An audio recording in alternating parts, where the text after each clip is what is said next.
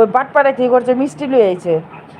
কয় কি আমার বাইস্তার চাকরি হয়ে গেছে গা, আমি মিষ্টি নিয়ে এলাম, ভাবি আপনারা কি খাওয়াইবেন, আমি খাওয়া ছুঁয়ে যাই। হ্যাঁ ভালো কথা। আমার যা আমার রাব্বার কই কি রান্না করো, মিনা যাবো কয় মোরগ পোলাও রান্না করো। ভাত পারে রে খাওয়া মাওয়া দিচ্ছি। তার অক্টোবরের 2 তারিখ আমার ছেলের জন্মদিন।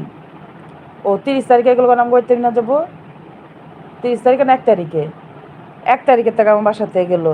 কয় ভাবি এইটা শিখো। হ্যাঁ, কয় ভাবি আমি 2 তারিখে ফাইজের জন্মদিন, আমি 2 তারিখে রাত্রে আসুন।